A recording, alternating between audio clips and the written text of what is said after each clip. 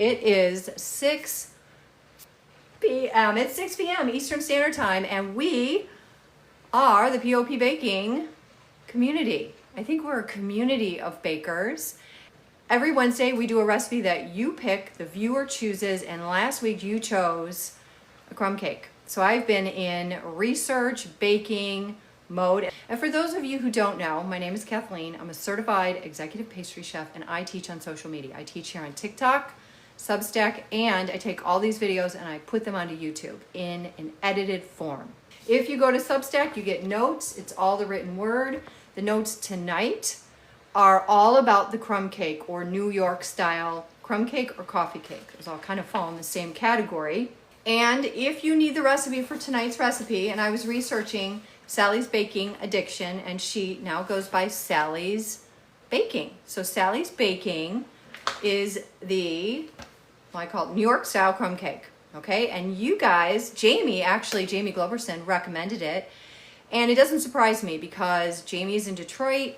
I grew up in Detroit and then moved to Chicago for years, and then in Wisconsin I met my husband. My last name is Meisinger, which is German, and my mother's maiden name is Vogel, which is German. So even though I don't have a ton of German like in my DNA, I was raised in this Midwestern tradition of the coffee cake. And it's called a coffee cake because it was served with coffee. But coffee cake kind of reminds us of being at a diner. It's nostalgic, it's soft and sweet, and it has that crumble. And I think most people that live in the States have an idea of what a crumb cake is like. And a crumb cake is two recipes. You have the crumble or the crumb or the streusel. And if you live in Milwaukee, you might even call it a streusel. And then you have the cake. And the cake is really buttery and sweet and tender, but sturdy enough to hold the crumb. And a New York style has a little more crumb. It's supposed to be like 1-to-1, cake to crumb. So tonight I am going to do a lecture demonstration on ingredient function, the mixing method, and any ideas that I have that will support your understanding of making a creaming method and a crumble method, because these are concepts that you can apply to all of your baking, not just what we're doing tonight. So we don't ever teach a recipe. I'm never tied to one recipe. I don't think one ingredient is better than another. I don't think that you should find one recipe that's your last and best and only. This is an investigation into how baking works, okay? And that's what we are figuring out. But here's where we're gonna start. I've got my oven started at 350. I'm going to go over just basically what I'm going to be doing, and then I'm just going to get started. One of the reasons that I get nervous is because if people recommend something and then I change my mind, or they say, can you try this cookie and I don't like it, or whatever, I get really nervous because I don't want to be uncomfortable, but I'm getting comfortable with my opinions and sharing them with you. And so this recipe I found online. I don't own any of Sally's Baking books. And quite frankly, I'm not super familiar. So I had to go to Google and figure it out. So I printed out the recipe and I redid the recipe using my Formulator. So if you need the recipe, it's on the link tree. And if you want to follow along with the notes, I go through and I write down the history, the appeal, desired outcome, the ingredient function, mixing method, and notes. One of the things that I added to tonight's notes is this chart, and this comes on my Substack. This chart is baker's percentage comparing the three recipes that I made.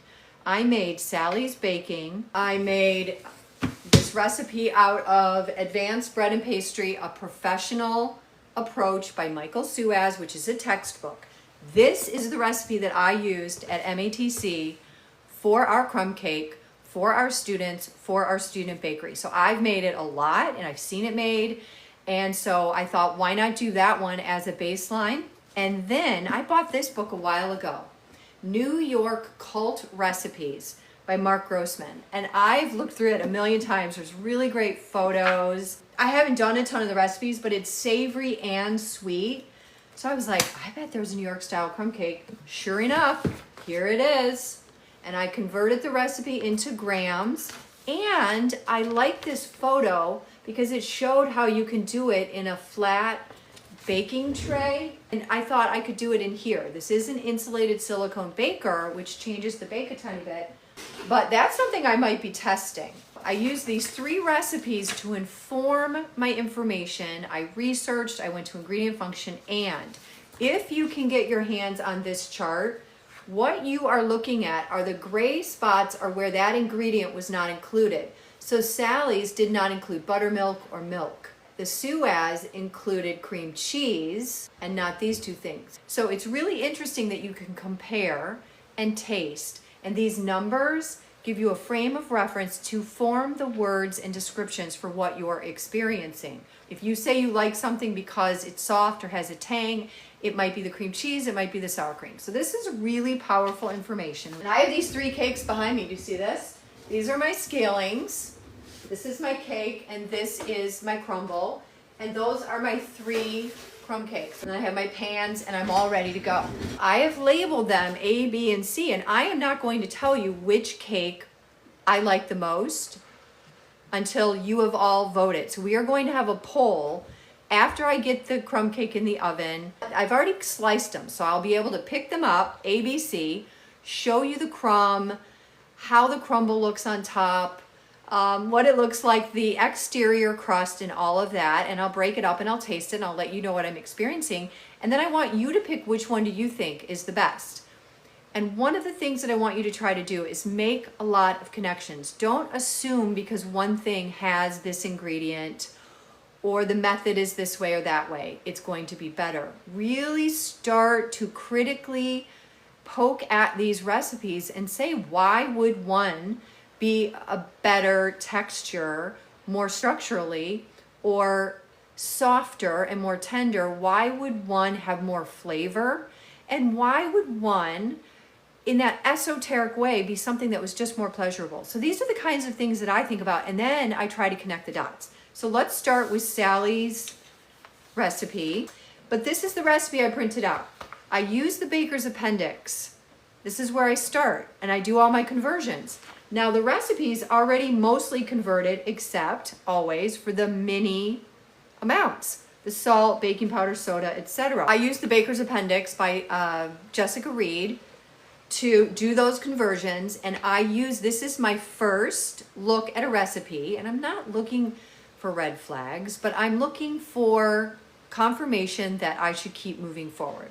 And every single number that Sally had matched the baker's appendix, except for one, and it was for the crumble. And a crumble isn't quite as dialed in as the batter, so I was like, I'm going to use Sally's number and let it go. So Sally's number was 200 and the baker's appendix was 220.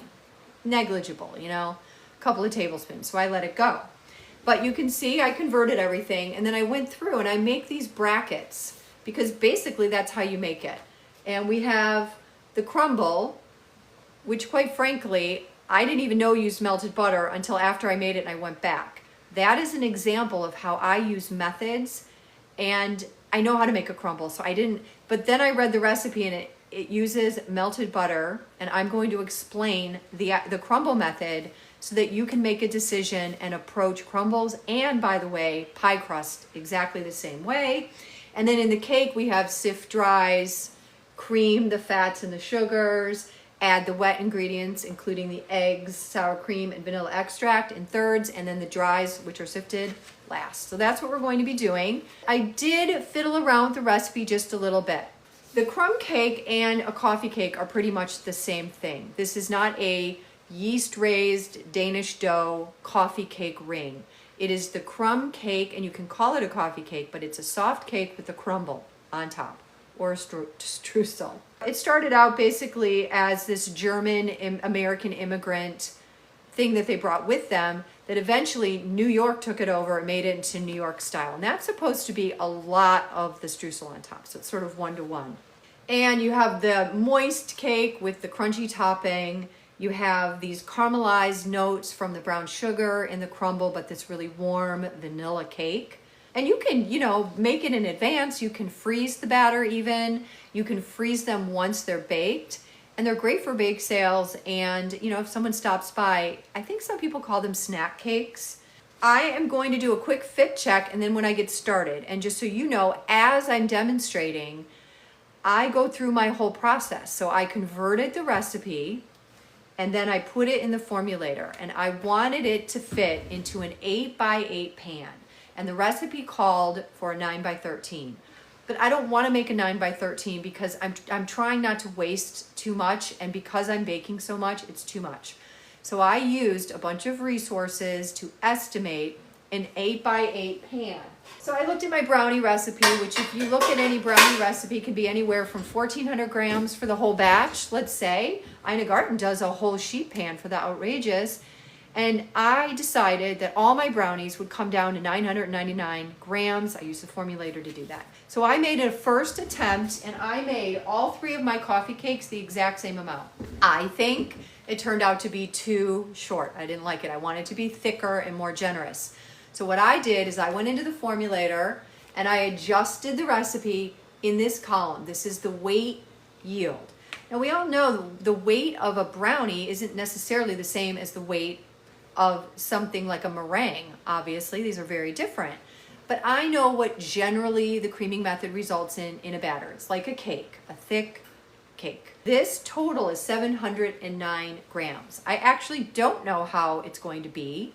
I made it at the lower rate. I think it's too thin. I took notes, and so I upped it. And we're at 65%. If I find that it's egregious, I will update it. And I did the same with the crumble. Now the crumble made more than I needed because I made them both half.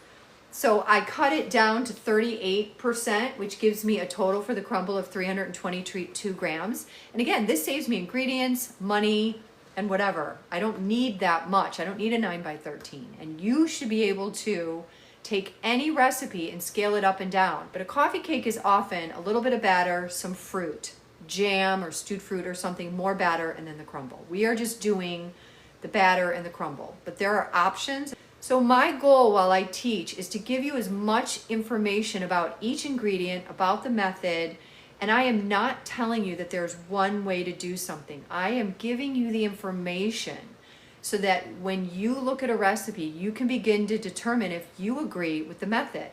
So I will get started, and I will talk about the crumble first, which we'll make first, all of the ingredients that go in it, why it's important that these ingredients were chosen, what they give the cake and the crumble. The crumble will go in the refrigerator while I work on the batter, because a crumble is like a pie crust. It should be cold, so we're going to keep it cold. And the butter for that is in the fridge. I did not melt it. And you can see I put very minimal instructions. I print this out, and I would do the same if I were you at home, and I would take notes. I put in a plastic sleeve, and I stick to the wall so I can look at it. And that makes my life a little bit easier. Yes, it's a coffee cake extravaganza. And I don't just jump into recipes and I'm not about doing recipes. I'm about finding the learning nut so that I can get that to you. Yeah, I did 3 crumb cakes, and I can tell you a lot about them. I'm very excited. I am gonna pull my hair back. I don't like to pull my hair back in the kitchen. Don't go away. 2 seconds, get my hair done. Alrighty, there we go. This is my fit check. Short fingernails, no jewelry, minimum makeup, hair up, and I have work clothes on. This keeps me safe. I know I'm clean. I wear the same thing. I'm very regimented. This is my inexpensive white apron. I use a fresh one every time because your apron is not meant to wipe your hands on. It's meant to keep your clothes clean. And I personally don't feel like I'm at work unless I'm tied up nice and tight. All right, this is my handy dandy IKEA cart. All right, so here's what we're gonna do. I'm gonna wash my hands. I already wiped down my counter, but I'm going to just use a bleach wipe to sanitize it while I get everything else pulled. I was scaling earlier today. So here is my recipe. I'm gonna stick it up here. So here's how I work, everybody. And this recipe goes very quickly. I love it. It's really easy, but we're gonna pay attention to all the same things that we always pay attention to, because this recipe, temperature is very important for the emulsification of the batter and for the crumble. It's also important how long you go, so time, temperature, and moisture. And everything in this recipe is designed to dial in this lovely, soft, wonderful cake, which I can't wait to show you once I get this in the oven. I'm gonna do it exactly how I did this every single time, because you can start the crumble and then move to the cake, do your sifting, get everything organized while this is mixing, and then you're ready to go. And it goes like that. Starting at the top, all-purpose flour. All-purpose flour is used because, and I have 100 and 18.9 grams. I always round up, so that's what you do, 119 grams. AP flour is just right for a crumble because you need it to be, you don't want a lot of gluten formation, just like you don't with the pie crust. You need it to have a little structure, so I don't recommend using cake flour, although some crumble recipes do use cake flour. AP is a nice compromise in the middle. The next thing is 76 grams of brown sugar, and that's going to add a lot of flavor, a little bit of color, and in a crumble, the color comes from the ingredients, and the cake itself is sort of vanilla and buttery, not plain, but the crumble is where we have flavor. And I have a lot of recipes, insanely yummy. Chai spice crumble, 5-spice, chocolate, which is insane, almond. You can make it gluten-free using nut powder. So crumbles are one of my favorite things. I always have raw in the freezer because you can bake them on a tray and use them as a nice touch to a plated dessert inside of a cake.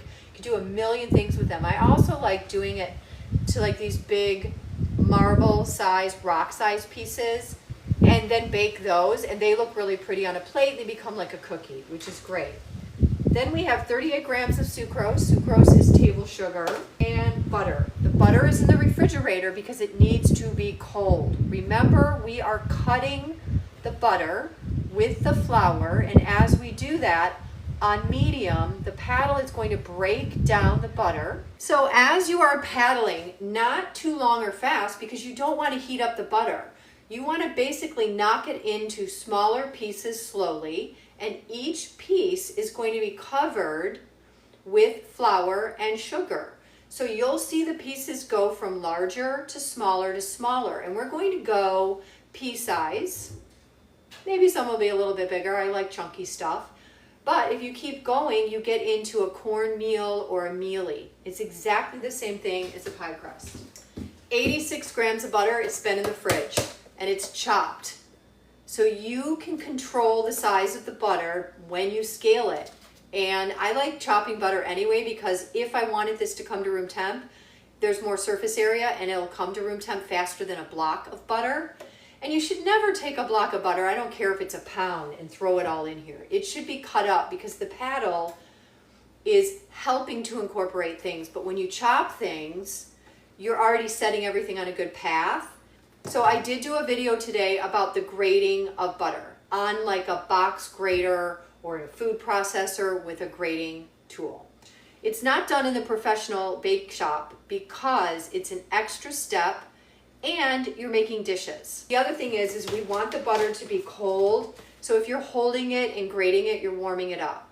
The very last part of it that's the worst is that we need to control the size of the butter as I watch it paddle. And if you do all of it grated, the idea is that you're already there, so you have less work to do, but you've actually lost control. And then you don't have nice pieces that give you this nice texture. So what ends up happening is you actually, because the little grated parts are so small, that you're actually at a very microscopic level creaming it. So you're doing something that is counter-indicated with a streusel. So we've got our butter and salt. You always need salt. This is 1.1 gram. I use my mini jewelry scale, $9.99 online. Imperative to scale the little things. And salt is going to balance out the sweetness. It's going to brighten the flavor that we have going on. And I think salt cuts through the buttery richness and it helps kind of meld all of the flavors together. And in streusel, it's not a bad thing if you have a little bit of a salt flavor forward thing. And then the last thing for here is cinnamon. And I have 2.3 grams. You can look at the percentages, and if you compare them, and it begins right where we are right now. If you were to make any others of the crumbles, you could begin to compare even the cinnamon, because this one's at 2%, this one's at 1, and this one's at 2. It's a minute difference, but if you make all three, they're all slightly different. And you might say, wow, I really want more cinnamon. The thing I want to say about your spices this time of year, do you see how it leaves an oily coating on the plastic? That's because this is good and fresh. As we enter baking season, you should go smell all your spices your cinnamon, clove, any of your baking spices that you're using throughout the holidays, and repurpose them for other things, throw them all into something, make a potpourri, but they need to be fresh. And spices dry out, and as they dry out, they don't smell as good. Spices tend to be oily. That's where the smell, the aroma, and the flavor comes from, the essential oils that live in cinnamon and all these other beautiful spices. So you definitely want to know that it's nice and moist and creating a little bit of an oily residue. Here's the other thing I want to tell you about a crumble. You do not need to sift the dries for two things: yeast dough and crumbles or pie crust. Because when it goes in with the cold butter, it's going to incorporate. When we sift for the cake, it's because we aren't going to be mixing it a lot or for a long time. We're going to back off. We don't want to develop anything, but here we need to get the butter broken down. So you don't need to sift, and I am all about when in doubt, sift it out, but if you don't have to, you don't have to. So those are the two times that you don't. So I'm going to take all my stickers off and put them over here. I don't throw them away until I'm done, because if I have any problems, I want to be able to backtrack, and the whole recipe's on here. The whole thing lives on these tapes, and if I made a mistake, I'm going to find them in the tape. So let me take the lids off. So I am going to put the butter in here first. Get my handy dandy spatula, and I'm just going to put everything right on top. Not going to overthink it. All-purpose flour, the cinnamon, sucrose, and the salt. And I use sea salt, fine sea salt, and I weigh it out. You can use kosher salt, but you have to do it by weight.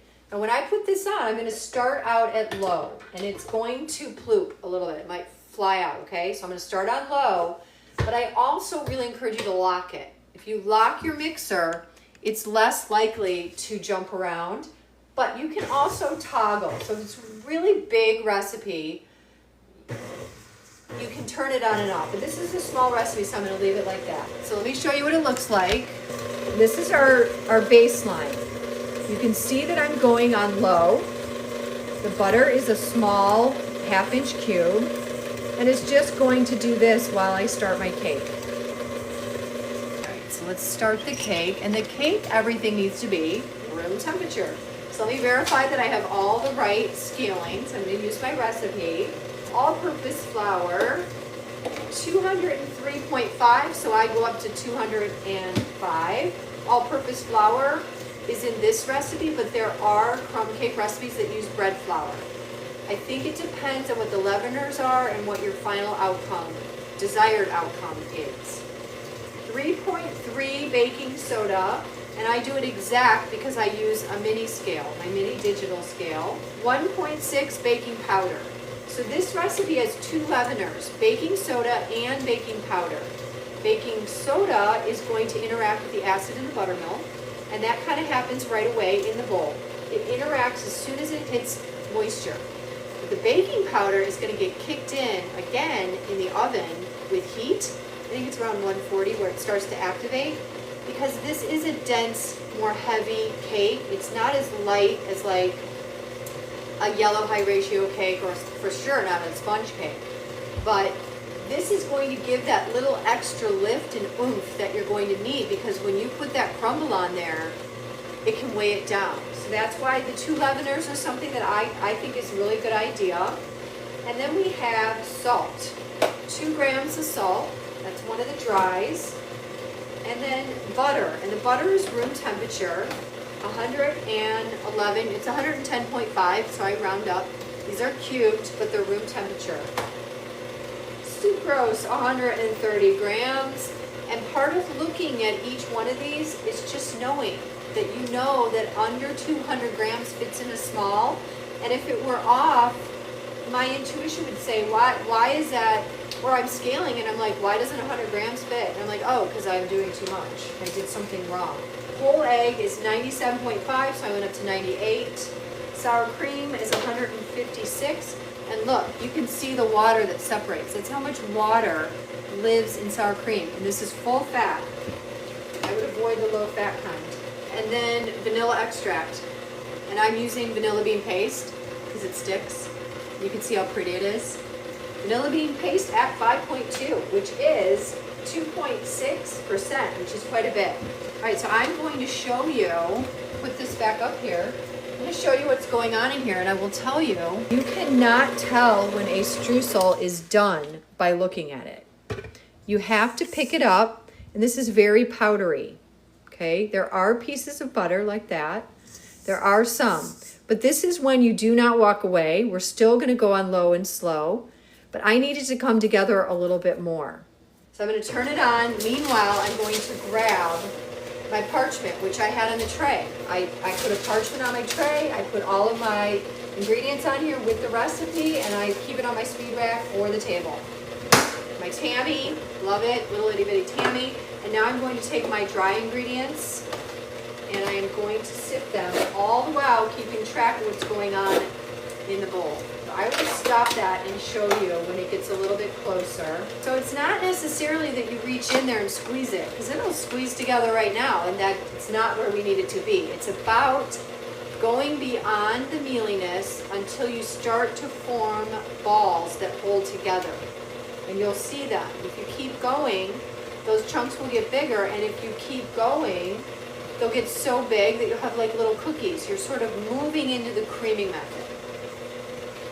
Get this in here. This is the AP flour, baking soda, baking powder, and I do it right onto this parchment paper. Just a quick sift, because I can push this out of the way, and then I'm ready to go. I'm going to stop this, clean up here. We're going to take a look at what's going on in the bowl. So at this point, we don't want to smear anything, but we want to pull it off the bottom of the bowl. And it's still sandy. There are no bigger pieces. So I'm going to keep going a little bit, all the while watching what's going on. So I'm not even doing the cake yet, but I am ready to go. I have my dries right here in my parchment. Just like this. This is my on-off, off to the side. So I'm going to show you what's going on here because I like it, and then I'm going to get this in the refrigerator. Can you see how it's coming together and forming these balls? If I keep going, they'll get bigger and bigger, but it's doing this because it's cold. And I like those size. Again, I like a little bit of a big piece because I like texture, and I think it looks, I call it beauty. I like a little bit of beauty. This is going to go in the refrigerator so that it can stay cold. Now, if you go too far and you forget it and you walk away, you can take a cooling rack, put it over a bowl, pick this up and basically push it through, and then you'll get little balls. So don't worry if you go too far, you can rescue it. I'm going to put this in the refrigerator, and then I'm going to make the batter. And then when it goes in the oven, we can talk about the results, which is the fun part. Next is the cake batter. Do a little wipe up in between. So in looking at the recipe, we have the creaming method. The other one was the streusel method, the cutting butter with flour method. But this is room temperature ingredients that we are going to take the fat, which in this case is butter. A different recipe I used had cream cheese as well as the butter. That's very interesting. And I'm going to use the sweetener, which is sugar. So the two things that are involved in the creaming method are your fats and your sweeteners. And sucrose, which is table sugar, is large enough to cut holes in the soft butter. And those holes in the oven become filled with CO2 and with air. So they're air cells. And the only place that you create these air cells is in the bowl. So whatever air cells you create are the ones going in the oven. So you don't create new air cells later. So we're doing it right now. And I might need to use the torch because I noticed one of my issues already is that the bowl is cold, the butter gets cold, and it's not a problem necessarily when I'm creaming the fat. It's a problem when I start adding large quantities of liquid, like the egg and the sour cream, because then we get this. We get the cold and they don't want to emulsify. They don't want to go together. Yesterday I had some lumping, so I want to add these very slowly. I don't want to proceed before they become smooth. And then when I add the flour in, I do not want to overmix. That's why it's important to do each step well, slowly, and thoughtfully, so that before you move on, you are not creating bad after good. So that's our goal. We want every step to be really good. But the butter needs to mix up just a little bit. You can see it's on low. I'm not like whipping it, and I can toggle it just to spread it around a bit. But I can already tell by the color it's a little cold. So I'm going to add the sucrose in thirds. Put it up just a bit. And another third. And I'm not taking forever. I'm just giving it a sec to pick it up. And then I'll do the last one. Yeah, I can tell it's cold and I'm going to have to use the torch. And I'll show you why. The whole point of the creaming method is to incorporate air. And you see how it's just firm.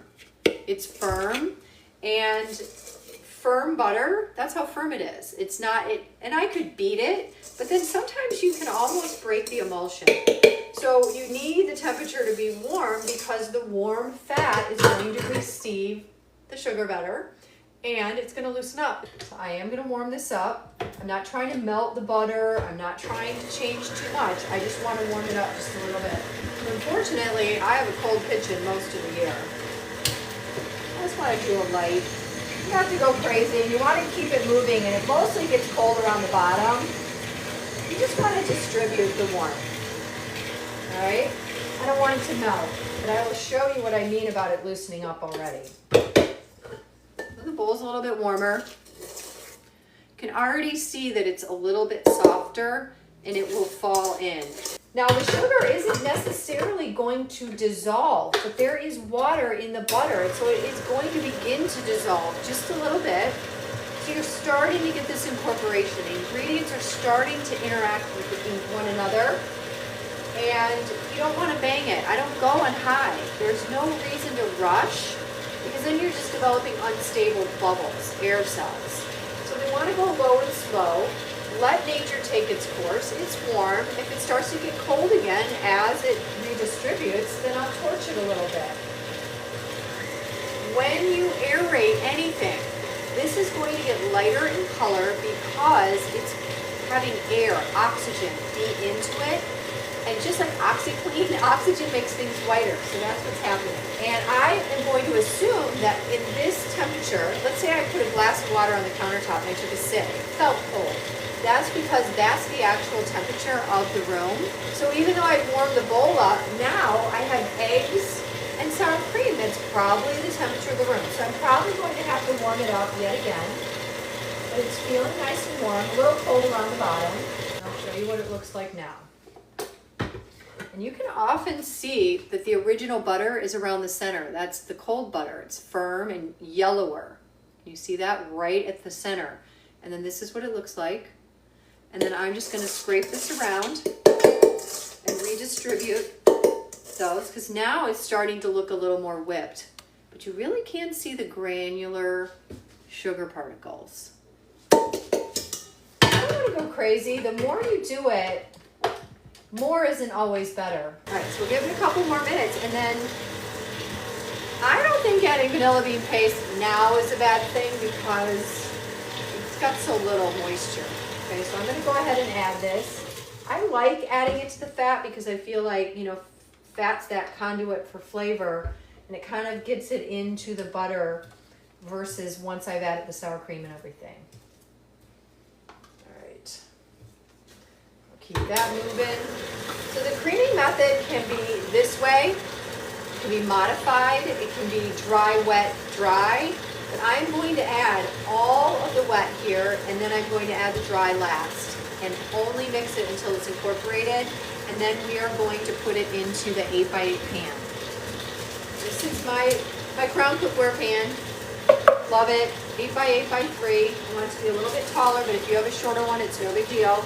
And then I put this square parchment in there. The parchment could be round, it could be little. All you need is to make sure that it's covering the center of the bottom of the pan. That helps with release. And I use, for convenience, and I can do it now, just a baker's spray. And because this will be going on the bottom, I'm going to focus on the sides and the corners. I like a pan that has a really square edge. I think it makes a nice looking product. And I don't like parchment that's smushed in all of the edges. That makes a messy edge. So just some first, lightly, it's going to come out very easily, so I don't have to overthink it. You have to look at it with the side eye and make sure that it will come out.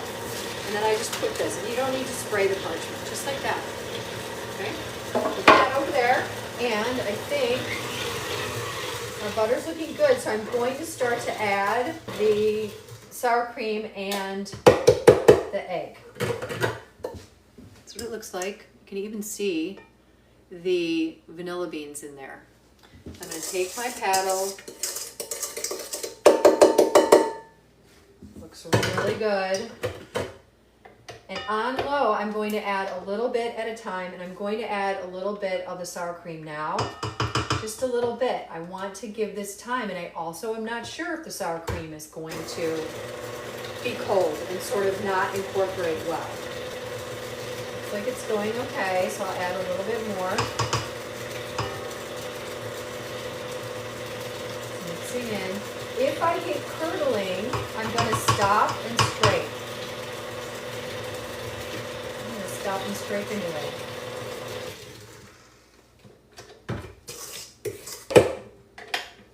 I would rather scrape and kind of move the paddle around than over mix it, speed it up, or mix it longer. Now I'm going to add all of the sour cream and keep mixing it. There's the water. So it's amazing what lives inside of our ingredients. It's never just sour cream or milk or butter. It's water and proteins. And there's proteins in all dairy.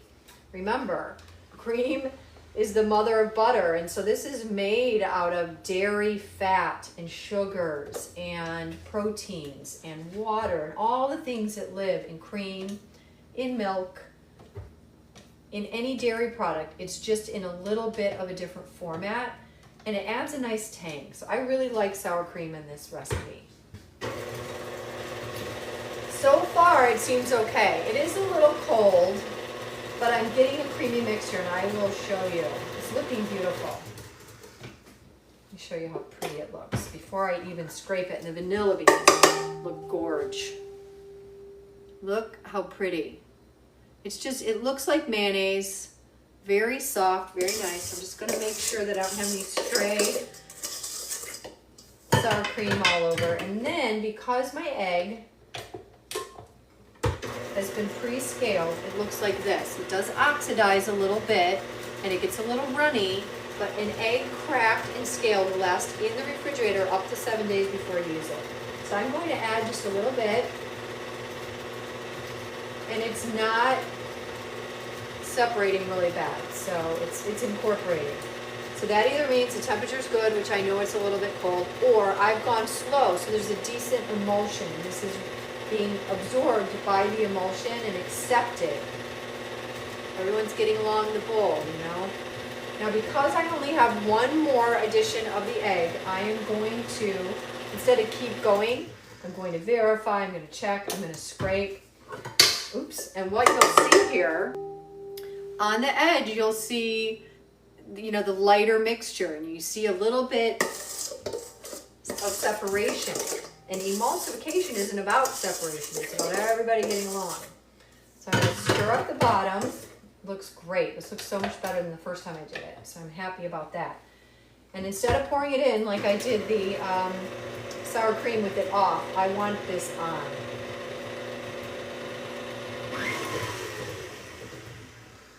Get all of our egg in here. We are so close to getting this in the oven. So you can connect all of the recipes that we have worked on. I don't care if the butter's melted or whole. The creaming method is a way of incorporating the fats and the sweeteners, and then the wets and the dries, so that you get cohesion. That's what it's all about. It's so that you get something creamy. And if you do one step really well before you move on to the next step, your cake, your cookie dough, whatever it is, it's going to taste so much better than if you're rushing or going too fast. The next thing we're going to add are the dries, and I'm going to show you. So we aren't fluffing this up. All the air cells we developed might look a little deflated because of the fat we added, but they're in there, okay? And they're in there waiting to go in the oven and have the CO2, which is the gas that's released from the leaveners, fill up those air holes. All right. So see how loose it is? You know, it's a good batter. All right, we don't want to spill. It might get goofy. All right, so let's make sure it's all down toward the bottom. Very beautiful, very cohesive. So the last thing we're going to do is take this little quantity of dries, both leaveners, salt, and the flour, which is AP, and I am going to add 1/3, approximately, and then I'm going to stop. I really don't want to overmix this. So then I'm going to take my paddle and just give it a stir. This is kind of like when you watched me fold. The first two don't need to be all the way. It's really just starting. And I'm going to do the second addition. And usually your third addition is the smallest. Do the same thing.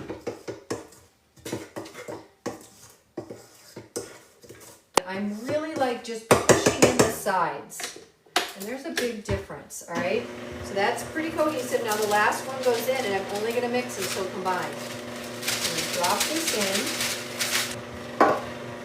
And I'll finish mixing it, but I am gonna do this again because there's a lot of dry on the edge. If you overmix, you can end up getting tunneling and other things.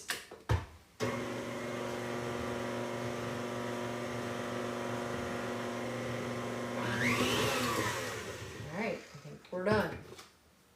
Clean off the paddle.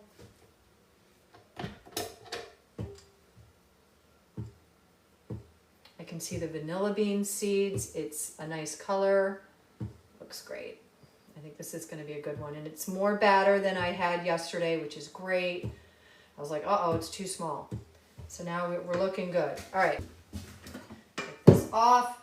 And this batter is not something that runs out of the bowl. If it runs out of the bowl, like a carrot cake or something, that's higher in moisture.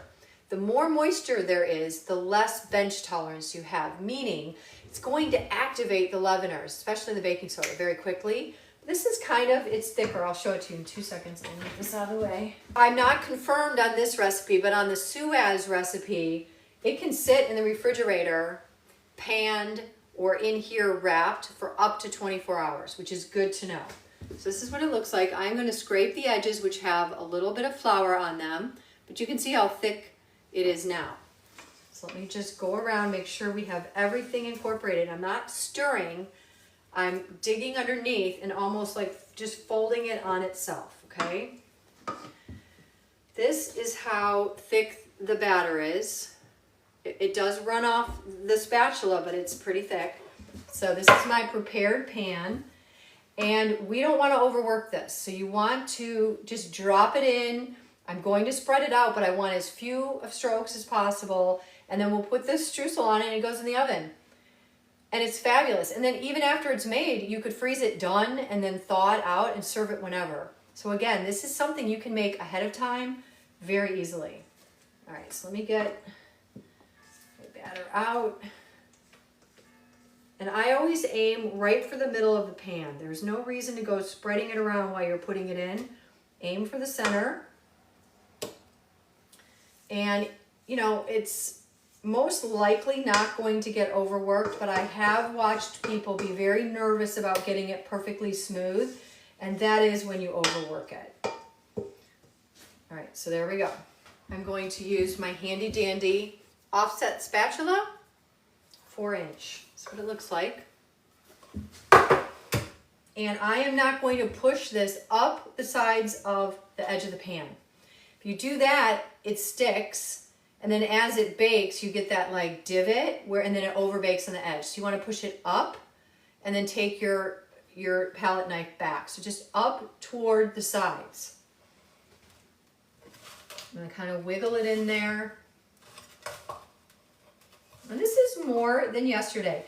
So I didn't really understand that I needed the streusel to be half, like pretty much almost as thick as the cake. That's the New York style. So today I'm going to go a little bit, you know, heavier on the streusel. And again, see how there's a few undulations, that's fine. We are going to be putting the streusel on here and pressing it down so that it sticks. It should stick. This crumble melts and holds together pretty well. So let me get the crumble. So here's our crumble. It's been in the refrigerator, and even if I can pick up a piece like this, I can break that up with my hands, not by touching long. You want to really reach underneath and lift and drop, but I can break up those pieces. So here's what I'm going to do. I'm just going to use my hand to break up a couple, working very quickly, and if you have hot hands, you need to be very careful. So I'm going to take this and I'm going to sprinkle it toward the edges first, and because it said we could use all of it, we're going to go to town, and if I don't have enough, I have some from yesterday, which is great to know. So you don't want to just dump it in the middle because it's going to stick a little bit. So I recommend you use your little spidey fingers and get it around. I'm going to get some more of the other ones, so that's good to know. So I'm excited. Get it a little bit thicker today than yesterday. So let me get a little more out of the fridge. We're so close. So this is the streusel I made yesterday. Exact same recipe. I am going to add more to this guy because I want it to be thicker. Why not? 1-to-1 ratio, that's a lot. My theory was, oh, it's going to weigh it down, but I think that it has 2 leaveners is the trick to giving it plenty of lift. Make sure I've covered all the bases, and then this is going to go in a 350-degree preheated oven, and we will check it at 30 minutes, but it could be in there for 45 minutes to an hour. And then we're going to look at the ones that I baked, and I want to know what you guys think of them and which ones you think I like the most. All right, let's go over here. This is my oven. I have an oven thermometer in here. It's going to go right in the middle. Boom. That easy. 30 minutes. If I were alone, I would probably check it at 45, but I think it's going to be good. And I have all of my tapes here. Pull them all up. Done. That's it. And I know I have everything. And I can't tell you how many times I've been in the garbage looking for these things, making sure I did everything right. All right, so let's take a look. I'm going to get a cutting board, and I'm going to get my beautiful coffee cakes. We have A, B, and C. A, B, and C. A, B, and C. So I'm going to show you the exterior, the interior, and then I'll hold it up so you can compare them up close. A, B, so interesting, especially when you start looking at them next to each other. It's so important sometimes to get this stuff next to each other because I need to do the side by side. So that's B, this is A, B, and based on what you're seeing and what I'm observing and what I say about the taste and flavor, I want to know which one you guys like the most, and I'm going to have you do a poll. This is A, B, and C. All right, this is A. That's the inside. You can see the streusel and its thickness, the edge, and the bottom. What do you guys notice about it? I noticed something right away. There's that one. This is B. And these are all the same amount, same weight of ingredients, same everything. Oop. Little crumble coming off. That's B. And this is C. And I'll put them next to each other. This is C.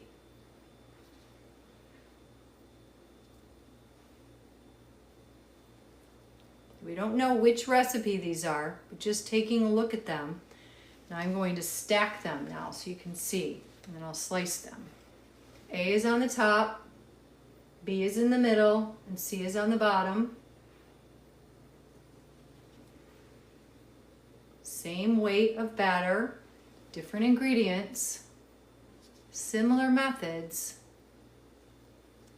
can see the difference in the streusel topping and the actual cake. So let me get my knife, handy dandy serrated knife. You should always use a serrated knife with baked goods. Let's see what you guys are saying. The crumble on B. I like B. B looks moister. A is my fave. Team B. All right, well, let's see. Give it a nice slice. A. And they feel different. The B feels the lightest. This is A. And I'll tell you, the channeling is a temperature and an overmixing issue. That's what that is. It's got a nice crust that's a good color, but the channeling is problematic. And the crumb obviously needs a lot more. Okay, but I'll taste it in a sec. This is B.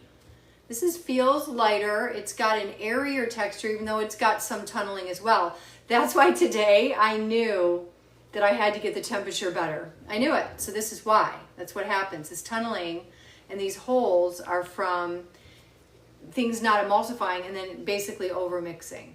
It's still edible, it's still good, but if you see it, learn from me. So this one feels lighter, and then this is C. And for some reason, the crumble, totally different. Now, these are 3 different crumble recipes, even though they weigh the same amount.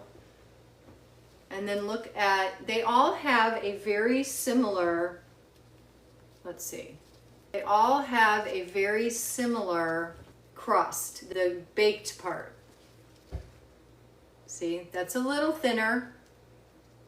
That's kind of delicate. And then this one's a little thicker. But they're all golden. So this is the back. A, B's in the middle, and that's C. So it's remarkable, isn't it, how different they look, even close up and far away. You can see the color difference. And then you can see what I call, you know, the crumb of the cake in terms of squishiness. Squishy. It's a little firmer. That's a little more tender. The smell. And when you smell, you squeeze to let the smell out. Not a ton of smell. It smells the same. I think they all smell the same. They all smell buttery and a little bit cinnamony. Let me taste. I like the flavor of A, and I have to say these are all meant to be eaten 24 to 36 hours after they're made, so they don't last all week. They had a good flavor. Let me taste B. It's a little saltier, which I like, and I really like the texture, but they taste similar. And then this is C. It's a little fluffier, right? A little taller. Let's see how the flavor. It's a different streusel, don't forget. They're all good. This one is the most cake-like. This one to me is the most coffee cakey, I guess you would say. Let me take another bite just to be sure. I like the flavor. I like the texture of this one, but I don't love the flavor as much as I like this one. And then we'll try this one, and then we'll be ready to vote which one you think overall, does it meet the desired outcome? And it's not perfect. Like, obviously, if we were recipe testing, I want more streusel. I want no tunneling. I want a better batter. I want the right ratio. But it's a good start. So those are our 3 choices. A, B, and C.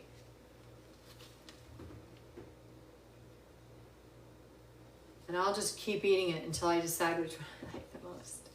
Okay? Does that sound like a plan? Let me see. And it should be said that when you are testing food like this, oftentimes if you're testing cake, you don't want to put the icing on it because you need to separate out the two and then you eat it together. So you have, is it a good crumble? Is it a good cake? And then what is the synergy of all of it?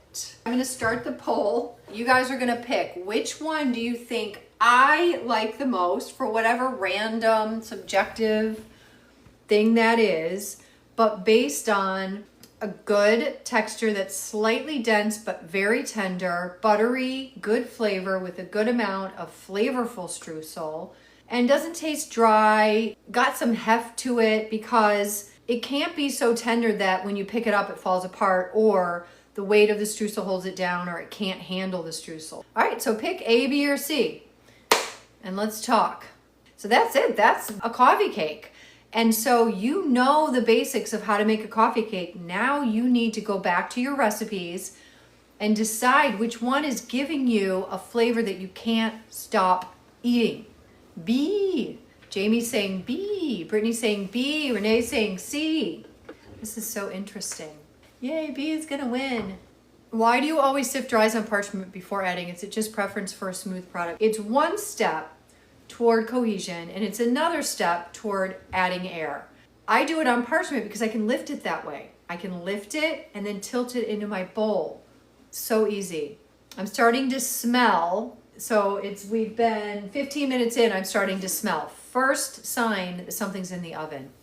Tunneling is a result of your ingredients not being the same temperature, not being warm enough to become cohesive. So what ends up happening is you overmix. So it's a combination. It's not the oven. It's in the mixing, which sometimes is in your temperature. Do you sift on every ingredient recipe you make? I sift the dries on everything except yeast doughs and pie and streusel. When you're cutting in cold butter, you don't need to. And when you're making yeast dough, you don't need to. But for everything else, I absolutely do. Things that are in your pantry are not inert. They are absorbing moisture. Your baking powder or soda could have lumps. Your flour could be clumped. And you need it to be light, because if you just dump it in the bowl, you know, when people dump everything in the bowl, just dump it all in and then start the paddle, they're missing the point of what you're trying to do, which is to gently aerate. And so every step you can take gets you to a better result. One of these recipes has super fine sucrose in it. One of them has cream cheese. One has, what else? This has, oh my gosh, B. B 88%, C 11.9%. That is fascinating. This is so cool. All right. A, how in the world did A get 0%? How in the world? How in the world? And I think these results would match if you were here tasting it. I can tell you what they are. You guys ready? I'm nervous for you all. A is Sally's Baking. B is the Suas textbook, the one I'm the most familiar with. And C is the cult favorite New York City. What do you think about that? Well, we can adjust the crumb. We can adjust the crumb for sure. I adjusted it myself. So we're looking at, it still tasted good. The crumble was really good. I'll tell you what, this is what it confirmed for me, and I want to hear. I know, I'm shocked, Sandy. I mean, honest to God, it's crazy. I am really familiar with the Suas recipe, and I will tell you, when we chose it, I don't just pull a book. I literally had everyone bring in their favorite recipes. I pulled recipes, I asked around, I sent out an email. I got recipes from literally everyone in the building. You're always going for 90%. Do 90% of the people tasting this, and we got it 88.1%. That's close to 90%. 90% of the people have to like it for you to sell it to the public. So I didn't pick it. One person didn't pick it. We winnowed away and worked our way through. Everybody grabbed a recipe. We made probably 30. And the Suas recipe was the most popular. And we used to put, with 1 scoop into a tulip paper muffin liner, and then some jam or maybe homemade applesauce or something fruity, and then another thing of batter, and then the streusel. And this streusel is the 6th Street streusel. So that you can take one cake you love and add a streusel or crumble recipe from another resource that you love. You can put the two together. There's nothing wrong with that. And so the flavors are infinite. B is my fave. B is my fave. Absolutely. And I wasn't surprised. So when you look at the ingredients, so here's where this breaks down. This is where it gets really interesting. I wonder if we all got to taste it. I don't think so. The middle one is the best, like by far. By far. Like the looks don't even begin. Like it's not even close. The textbook wins. And I don't, and they're all problematic. I need to dial them in. That's the thing. You make a recipe one time, it means nothing. You know nothing about the recipe. That's why I like making them smaller. You have to do them a couple of times without changing anything. If you are looking to sell something or do something that requires a bigger audience. You dial in the temperature, dial in the time, make sure you're scaling everything properly, dial in the bake, the size of the baking vessel. I really like a metal pan. And then you can begin to play with how thick do you want the cake versus the streusel and all that. So in Sally's Baking Addiction, it has sour cream. In the Suas, there is cream cheese and milk. Very interesting. And in the New York Cult Favorites is buttermilk, which I thought also would be really great. And I really like that one. I like them all. Honestly, I think it's just really light, not a ton of flavor. The texture is very light. When you lift them up, it feels very light. The second one's a little bit heavier. It's got much buttery, rich flavor, and it's really good, even though I like the Sally's streusel better. And then the New York one, I really like the texture, but the flavor is just like ish. And then that's the same amount of streusel and it just melted into nothing. So that's kind of weird. So then here's what's interesting. Sally's is all-purpose flour and the Suas is bread flour. Crazy because it's super tender. And then the New York has AP. What is also interesting is the Sally's has 2% baking soda and 1% powder. The bread flour Suas has 2% baking soda and 2% baking powder.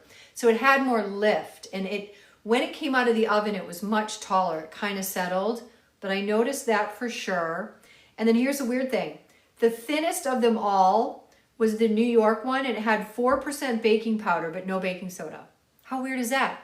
So they doubled and matched the percentage of the two combined, and it wasn't as tall. So I don't like just the baking powder, or at least that's my preliminary analysis. Sally's has 3% vanilla and the rest have 2%. So that's also interesting. You never want to add too much vanilla, in a commercial setting if you're trying to make money and you're going to be scaling this up. It's just money gone. But the Suas, actually the recipe is a 20-quart mixer recipe. It's all in kilos. I brought it down with the Formulator to this amount. So it's infinitely scalable, which is also really nice. Yes, I would say that the New York one has a dense texture, but not, the Suas texture is dense enough. It's just nice. It's just got a better bite and it's bendy and moisture. I think it's the cream cheese combination with the whole milk. And then the crumbles, are all really close. But the New York Cult with the thin, how it melted, had 147% brown sugar and no sucrose. The others were 67 and 70. 100. That's why it melted like that. So you need to be within a range to get everything really nice. And then the 6th Street's got molasses in there and they all use AP. And also the New York one had way more butter, 91% compared to 67, 73. So I don't think it was as balanced. Kind of a bummer. I think the Suas is the best overall. And if I were to move forward, first of all, I am making Sally's again. I might have a different impression because the mix and the channeling and tunneling can affect your impression. So I wouldn't just give it up. None of these are worth giving up. None of them. But the Suas, like I said, it was already picked out of like 30 recipes. I knew that it was going to be good. And just like when Ina's won, I didn't make it happen. I'm just saying it confirmed what I suspected. And when you're looking at a textbook, you have to remember that not only are these books being funneled through culinary and baking, they're at every school in the country. And we're talking exponential number of people. And then these books go on to open bakeries and are used and written by people in the industry who are connected to all the other people in the industry. So they're really well tested, and that's important to keep in mind. How is it rigged? It was 88%. I know, that's why I'm afraid to do things. Again, I'm telling you sincerely, it's never, ever, ever about the person whose recipe it is. I don't know who Michael Suas is. I really don't. It's about the recipe. And I'm telling you, if we were doing a taste test, it would have the same results. So the recipe for B, did you scale up tonight to make it thicker? Yeah, well tonight's, yes I did. Because I didn't like how thin that was. I would like it to cool and we might have time, but it's not even coming out of the oven yet. It's probably got 15 more minutes. And you're not supposed to cut it for like 30 minutes so the crumb can set. We're gonna go look at the cake. So I scaled it using the Formulator. Everything should stay the same. I shouldn't have any real change because that is how it works. These recipes should always, and especially because the first one was made for a 9x13. Real quick, light and color, it's hard to tell. Not baked, we're gonna leave it. I'm gonna put 15 minutes on the clock in my fancy oven. It rounds out the information. It is not about a recipe. It never has been and it never will be. It is always about ingredient function, understanding the method, knowing what lives inside your ingredients, and doing what they need you to do because they don't care what temperature your kitchen is or what hurry you're in or that you think you can swap out skim milk for whole milk. You're not going to get the result that you want. So the book name is Advanced Bread and Pastry, A Professional Approach by Michel Suas. And you don't have to get the latest and greatest volume because these are really expensive. You can just get any one. So this is Michel Suas is an internationally known baker and pastry chef and founder of the San Francisco Baking Institute. I mean, if that tells you anything, because I would love to go there and take a class. It's a wonderful book. We have 3 minutes left. All right, I'm gonna hold the camera up so you can see. We have like a minute or so to go. But let me show you. Let me show you what's going on in here. Ready? So it's puffed up quite a bit. You see that? It's puffed up.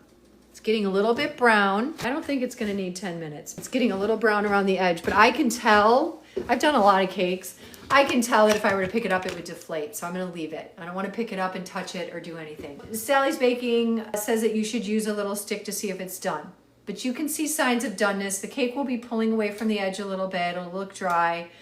And yeah, and then I'll touch it a little bit. And I would eat it. Now that I'm looking at the percentages, I can see why the recipe is not perfect. So maybe the cake is good with a different streusel. Like that's the kind of thing I would think about. I wouldn't just throw it away. I would think, do I like this one component? Can I make it a little taller? What do I like about it? I would take a ton of notes and then I would come up with my favorite. But the Suas is a really great option. Let me go look at the cake and go see what's going on here. It looks dark and good to me. Yes. Off. This is what it looks like. It's brown, kind of domed, tiny bit in the center, which is okay. I think this is going to be much better in terms of the ratio of batter. And then I'm sure the tunneling will be better. I use this guy as my cooling rack. It's the best. All right, so there we go. That's gonna cool. That is it. So I think the ratio is better, which means I got a number. And if I like the amount, then I will alter both recipes for the Sally's. I don't not recommend the Sally's. I like it. I like the Suas better. Oh, yeah, it looks really good. And there it is. Yeah, I like the thickness a little bit better. Now, I did it at 350, but I use an oven thermometer. So even though I adjusted my oven, it's 350. I'll be able to turn my cake out soon. All right, so I'm gonna unmold it and then I'm gonna say goodbye. All right, let's see if I can flip this guy over. I'm gonna flip it out, but I'm gonna use gloves. All right, so, well, usually I use my hand. I just tip it out, although the crumbs could come off. Whoosh, whoosh. It's a little dark. I think I left it in a moment too long. There we go. Yeah, remember I said 10 minutes was too long? I am curious though. You should never cut something when it's too warm, but let's see if, yeah. Wow, it looks different. And a little bit of that is because it's still warm, but look how different it looks. Let's see if I amend. I think the crumb looks better. Much better. More crumble's good. I mean, my assessment's still the same. But it's much better. Well, we'll let it cool. All right, it does look better. It's a little dark, but that's okay. Beautiful. A little bit of tunnel right there. A little bit. But I like the height. I think the thicker part is better. It's very tender. It's very soft. I just don't think it's not like as B is. And I'll try it when it's cool. Yeah, it's just richer. It is beautiful. Beauty. Pretty, pretty. Beautiful. You know, I have like a great aromatic smell. Yeah, I should have put it in for 7 more minutes or whatever. It still tastes good. And a dark crust is fine. And it's not dry. But the heat, like you can taste the leavener, so it needs to cool. It's still warm. Yep, it's still warm. I know, I love the streusel. I mean, I'm gonna eat some more. I gotta investigate a little bit more. That'd be good with the applesauce I make. I support the bee vote. Yeah, the bee vote's a good one. All right, everybody. Happy baking. Thanks, everybody. Happy baking, all of you. You guys are the best.